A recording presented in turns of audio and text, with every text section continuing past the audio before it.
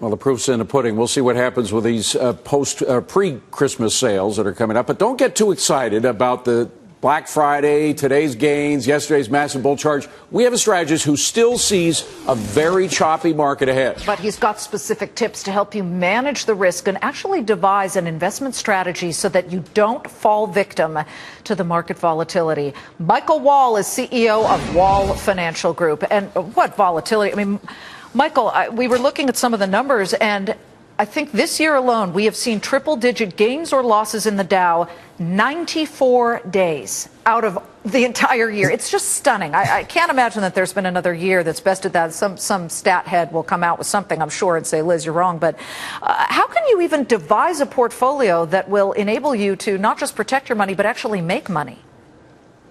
That's a great question, Liz. And how you doing, Dave? Good. Good. You know, this is turbulent times. You know, people are scared. Obviously, had a big day. Lots of pumpkin pie, lots of retail shopping. People are excited going out and spending money. But, you know, I think one of the biggest things you need to really think about as an investor is step back and say, okay, where am I at in life? And with my portfolio, am I retired, close to retired, you know, a lot of years yet to go. And then from there, really figure out how much risk you want to take in your overall picture. In other words, how much, not risk as far as gain loss, but how much of your money are you willing to lose? And then figure that out, risk to make, and then go from there and dividing it across. Well, the extraordinary thing, Michael, is that you say a 50-50 split is okay. That is, a lot of people would say, I'm not willing to risk 50% on the risky stuff, but you say go 50-50. That sounds like a walk on a wild side to me.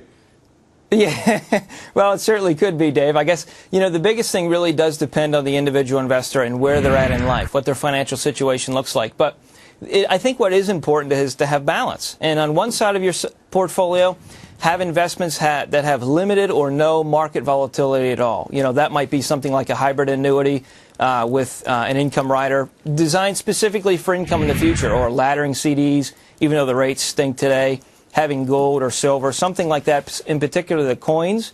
So that way, if we have a degrading or downgrade or eroding, if you will, eroding of the dollar, you're protected. And then the other side, the flip side, have some things that are going to give you some potential for opportunity, but not so risky that they're going to end your portfolio. One thing might be there, Liz and Dave, is to take a look at like strong companies. For example, Verizon's one. Good cash flow, good infrastructure, pays a nice dividend right now of about 5.5%.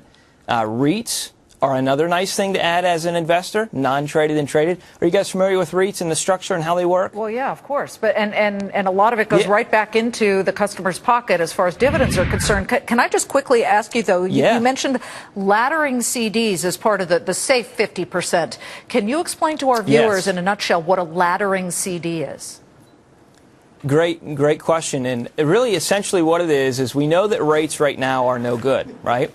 We know that potentially in the future rates are probably going to rise. So if you have, just in a nutshell, $500,000 and you wanted to buy CDs, instead of putting all $500,000 into one CD right now, you'd put a portion of it, say $100,000 now, and then down the road put a little bit more, and down the road put a little bit more as interest rates change. That way the CDs are coming due at different times when the rates are at different rates. Hey, Michael, we were talking about Tiffany. Of course, the big news is about American Airlines, an 80% downturn, but Tiffany was down about 8.5%. Do you think that it's possibly time to buy into that stock, a retail stock, with looking at what happened on Black Friday? Well, I mean, it certainly could be. I don't have Tiffany cufflinks, you know, so I don't know. In particular, well, I'm not wearing mine today, you know, but I got to tell you, those cufflinks have lasted for 15 years. So buy Tiffany, it'll last a long time. I mean, I don't think there's necessarily a bad play there as little pieces moving towards the holidays and things like that. I will say another thing on the risk side that kind of gives you some nice things that are MLPs, Master Limited Partnerships. Kinder Morgan being one in particular, and they're kind of tool takers, which is kind of nice. As we were looking earlier, watching things and looking at the prices of oil and gas, things like that. You know, with a tool taker, basically all they're doing is storing and transporting the asset, the oil, the gas, whatever it may be. So it doesn't matter if the price actually fluctuates. What does matter is that they're getting a toll every time that's moved. So that's another piece as well. And the yield on that right now is somewhere around 6. So that's another play that can be added in for an investor. That might be a nice the other 50%, if you will. As we finish up, Michael, this has been so helpful, really, for our viewers. What would you avoid? What do you put up the wall against and say, I'm not touching that?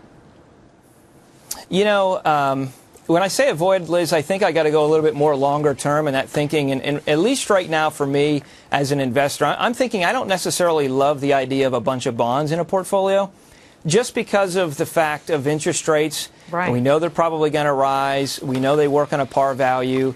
And so that would probably be one thing, Liz, that I would say at this stage in the game I'm not trying to buy a whole lot of. Got it. Michael Wall, great to see you, Michael. Thanks for coming in again. Thank you.